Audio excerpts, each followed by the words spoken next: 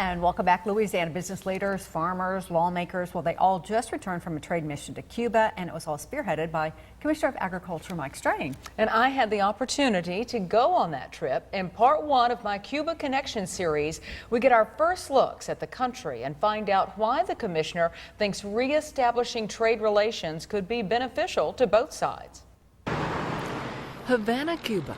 The calendar says we're in the 21st century. The surroundings say we're circa 1959. The vintage cars and motorcycles putter around the streets of the Cuban capital. When the revolution happened in 1959 and the United States placed an embargo on the island nation, the last shipment of vehicles and basically anything with an engine came to a screeching halt. Although import restrictions are starting to ease, the cost of a new car or motorcycle is basically out of reach for most locals. The average Cuban makes around $20 a month. Now, this trip wasn't about sightseeing, though. It was a trade mission. Sweet potatoes. Sweet potatoes. Yeah. And how much are they? Led by Louisiana Agriculture and Forestry Commissioner Mike Strain. Strain and this delegation hope to sell our Bayou State products like rice, sugar, wheat, poultry, and soybeans to Cuba.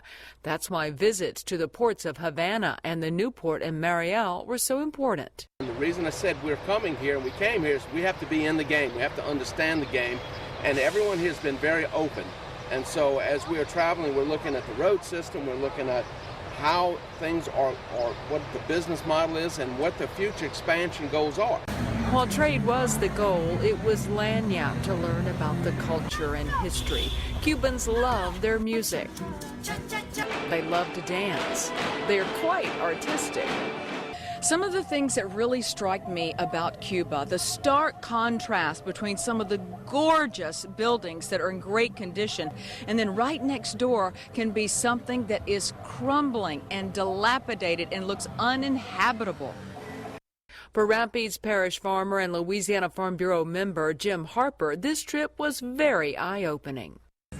They import 80% of their food. We do have a good potential to sell rice to Cuba if we can get the restrictions on financing lifted, so we can do business with them. Now, as of now, there's no timeline as to when Congress will actually vote on lifting the embargo against Cuba. There's also no guarantee that it will be lifted. I've discovered there's still quite a bit of bitterness between the two countries. Now, tomorrow at 6, I follow Commissioner Strain and the delegation to a farm in Cuba. Quite interesting to see how they get the work done without the modern machinery that we enjoy.